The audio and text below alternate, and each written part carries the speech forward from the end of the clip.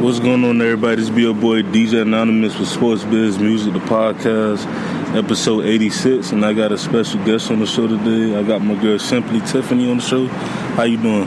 Hey, how are you? I'm good, and yourself? Good. Can't complain. So, before we get into the questions and stuff, just introduce yourself to the people real quick. Okay. Tell them what you do. All right, so I am Simply Tiffanie, affectionately known, but I'm Tiffanie Ramos. I am a wedding and event planner, but my passion is fashion, and I am a stylist and mobile boutique owner. Based right out of Miami. I've recently gotten into the boutique world about the last 3-4 months. I've always been indulging in fashion, whether it's styling my friends and family, and more recently taking on more of a clientele. I do anything from photo shoots to lifestyle branding, any special occasions, and now I am been asked to be the red carpet host for the Miami Entertainment Awards. So that's going to be a big deal. Coming when is it? September? September 8th. Okay, yeah. That's what's up. So, tell us about the beginners. Like, what made you want to get into fashion and everything? So I blame my mom. You know, everyone talks about how mom dressed you up and you got those funny pictures. Well, my pictures weren't that funny. They actually were kind of cool. My mom's got a great style. And so as I got older, she allowed me to kind of have the ability to be me. And so I've just adapted this thing about being really simple. And sometimes people think Miami and they think color and they think out of the box. And I want people to just kind of understand that you can just be unapologetically you and be really chic and maintain a style and a class, and I try to keep that. That's my brand. People are like, "Oh, you're so simple," and I'm like, "Yeah, that's me. That's just who I am." But I have this thing that I want my brand to be able to speak for itself, and so I walk into the room and it's like, she looks really plain and simple, but it's hot. Yeah, and that's kind of what it's all about. So, what was your first time using your gifts, as far as on somebody else? So my cousin recently started her own firm. She's an accountant, and she decided to open up an accounting agency. And she's like, I want to do a photo shoot for a website, and I want you to put me together because you're always so cute, and I need you to get me right. And I was like, okay. So we went through visual boards, and I play around with some apps and put some looks together. And she was like, you're just so good at it. You walk into a store and you put the stuff together. I would have never thought to do that. And so we did her whole lifestyle shoot for her website. It went amazing. And after that, I just kind of picked up from there. People started calling, like, hey, I got this going on. I got that going on. We did a second shoot, and it was really cool. That's what's up. So for you being in the fashion industry, is it like some type of pressure sometimes to really try to match the person's style with their personality? The funny thing is most people really don't know what their style is. Right. You ask the average person what's their style, and they're like, oh, I just like what I like. What is that? Are you an urban person? Are you a chic person? There's some people who are very business minded, so they don't really know how to let their hair down. You can't throw on a pair of distressed jeans and a button up and still kind of achieve those same looks. So the plan and the idea is to get people to think a little bit outside of the box, but not push them too far beyond it. Just be you. And some people don't really know who they are. So a lot of my consultations is talking about favorite colors and things they like to do, and from there I can kind of pull their style out. Yeah, like someone, he told me one day, based off my shoes, I look like somebody who's old school, have an old soul. Right. And so you may be the guy that's okay in Levi jeans and a nice polo shirt because you want to rock sneakers. And that's okay, but sometimes it push you a little further and say, hey, let's throw a sports coat on with that, and maybe let's do some distressed jeans, and they can still be baggy and they don't have to do a European style. Right. So, who was your besides your mom, who was your the person that you looked up to?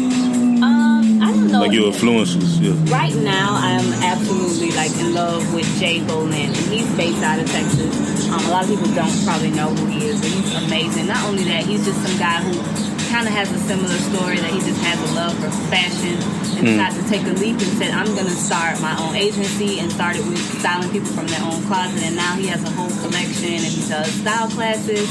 I also love June. June is a stylist to all the celebrities. She's extremely creative, but she's so cool and chill and laid back. So those are my two inspirations. That's what's up. And do you get involved in a fashion week? This year or next year, I'm looking to do New York Fashion Week. That's New York a Fashion huge Week. one. Yeah, that's and then if I can get to Paris and London, those are on my list too. Yeah, man, because that's like, because I flirted with, like, you know, trying to be in the modern industry, like, try to, like, you know, manage models. And one thing I always tell them is, like, you know, aim bigger, aim for, like, well, they always tell me too, they was like, I want to go to New York, I want to go to Paris, you know, I want to go to, like, LA, I want to go to these bigger, these fashion shows, because Miami's still developing. It is. You know, it's still in the works. Miami people don't have style. I'm sorry, y'all. I'm just being honest. We know flip-flops and maxi dresses. Right. But because we don't get the taste of the seasons, we really don't understand the difference between dressing for spring and summer or fall and winter. And we kind of just wear the same thing all the time. Yeah. And so it'll be great to kind of get people to understand the difference in seasons and change it up. So my mobile boutique is kind of that idea that I'll bring in collections based on the season so people can see. In spring, you wear this. Yeah. And in summer, you wear this. But we're not going to go back to that in the fall or the winter. I know it's not super cold, but we can kind of play with it a little bit. I mean, yeah, like, I'm not going to lie. I ain't gonna front. Like, I feel like most of us Florida folk, we don't really have that style because, you know, we only have, like, maybe 2 seasons or 3 if you get lucky. And, like, me and my friends, we always, you know, talk about, like, dang, who got the best swag. Like, we talk about Chicago folks, D.C., New York, L.A., you know, Toronto, like, when it comes to down here, it's like we already know maybe a few things and stuff. That's it. Flip-flops, man. Everybody got a pair of flip-flops. Everybody in Miami got... Old Navy makes a killing off of us. And that's all we know. Yeah. New York is like my home. I wish I could live there. In high school, in my yearbook, I was like, I'm going to become a merchandiser. I'm going to work for Bloomingdale's. And I'm going to have a condo. And, well, you know, life changes. But, I mean, it still happen, though. Like, it could. If I can visit at least 2 or 3 times a year, I would. I really would. So, like, well, this later on. I usually ask this later on in the podcast. But, like, where do you see yourself maybe in 5 to 10 years in terms of fashion?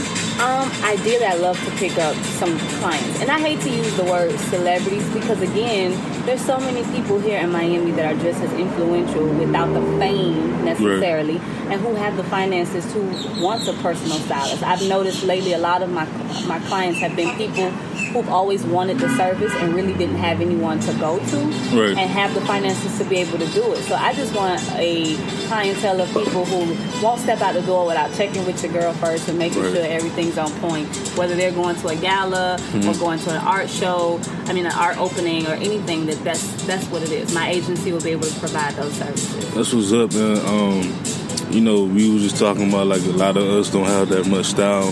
Like, would you want you know, instead of, like, going to a different city and stuff, I mean, we all want to go to a different city once, you know, we get to a point in our career, but would you want to have, like, a stamp down here in Miami? Because I feel like it's still growing. 100%. I want the name Simply Tiffanie to be known. And not just because of me, but because of what the brand brings. And it allows people to be themselves with, you know, just a little extra. Miami style. Yeah, because it's just like, you know, like I said, like, you don't really have that much stuff going on. Like, you know, even when I try to, like, look up different events and stuff, like, you see a lot of people here and there just starting, but not even 4 years ago, it wasn't too much stuff going on. Right. You know? So I think the Miami Entertainment Awards at least opens our eyes to what's out there in terms of businesses and then how we can put on these same type of award shows and bring that media and that attention, that entertainment right here in Miami. Right. And so the theme for this year is Miami meets Hollywood. So that should be interesting to see what people bring to the party. So how did that come about, you know, being in charge of the red carpet and everything? Actually, I saw that they were looking for people to assist.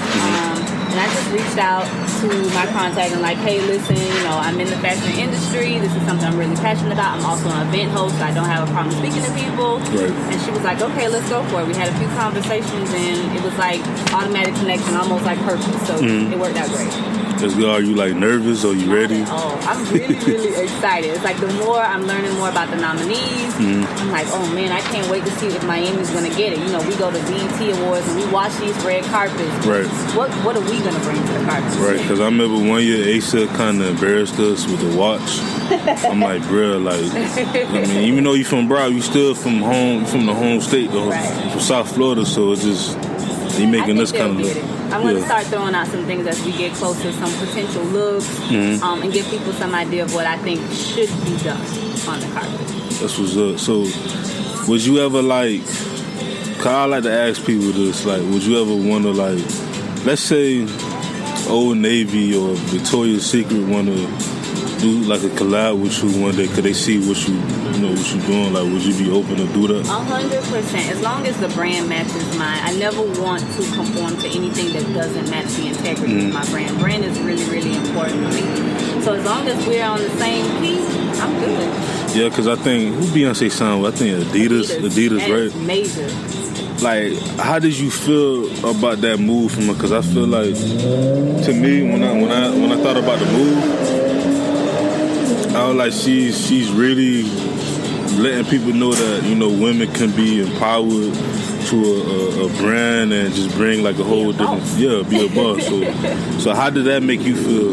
Listen, that was inspiration out of, like, I can't even explain, because she turned down other offers, but Adidas was the one that matched her integrity as a character, her character and her integrity for her brand. Like, if we can't be on the same accord, we can't make these moves. And someone like Beyonce signing to a brand like that is a big deal for both of them. So I'm looking forward to seeing what's going to happen with that. Yeah, me too, because I feel like the stuff that she come out with, it's going to be easy for me to buy stuff for my wife, you know what I'm saying? That's what's up. Yeah, she love Nike and stuff, but I'm like Adidas. But I always felt like Adidas as a brand was more of that brand that was very, like, they didn't care if you was black, white, Hispanic, gay, straight. They was, you know, a male, a female. They just wanted to bring that unity and make sure that you bring, like, some type of flavor to the brand. Right. You know?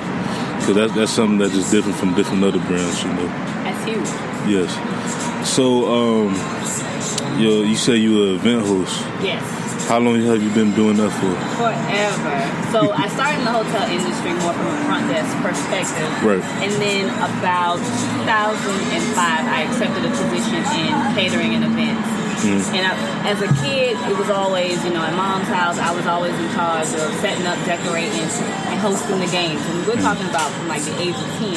Right. And so I think it's always been in my genes. No matter where I go, I like to make people feel comfortable. And it becomes so natural, I don't even realize I do it. I can walk into the nail salon and like, hey, how's everybody doing? And asking, and I'm there for a service myself.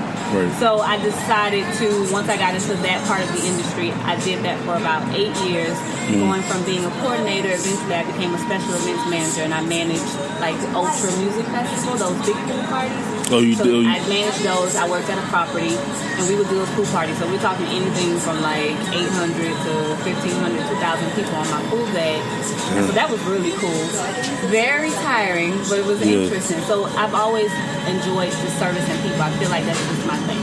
And you say you still in the hospitality, like? Yes, I am. I work for a real estate developer. We do commercial real estate. We build and manage hotels, and we work with partners like Marriott and Hyatt. So how's that industry? Because especially like in real estate, you know, it's booming again. Like, you see a lot of people want to do real estate. Like myself, I started like to look into real estate, especially like commercial real estate. I feel like that's something that a lot of people are starting to come on. Like, how is it like working in the industry like that? It's cool. I mean, I see things from a different perspective because my boss, you know, he's a visionary. He sees a piece of land and says, you know, this would be a great location for a property. We do all of the surveys and studies to determine, you know, what's our market going to be like, and comparing ourselves to hotels in the area. Right now we have about 14 hotels in our portfolio with 3 under development. Wow. We also manage a marina, and we're looking at some others with gas stations. Wow, so I got a lot going on. Yeah, it's a lot going on. You keep us busy. So y'all have to do like research even before y'all start developing. Absolutely. Okay. So in our, we have a very small office, but in our office, everyone has kind of a position. And so there's someone who just really goes out and gets information on the area, on the land, what works, who's going to be the target audience, what kind of clientele are we expecting in the area, and then we go from there. So it's a lot of work behind the scenes before the deal, before we close, before we purchase, before anything is done. So do y'all just do like South Florida? Y'all do like what areas do y'all do? I have to think. There's 6